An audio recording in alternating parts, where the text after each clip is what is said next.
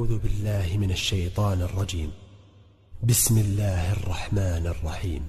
الحمد لله الذي أنزل على عبده الكتاب ولم يجعل له عوجا قيما لينذر بأسا شديدا من لدنه ويبشر المؤمنين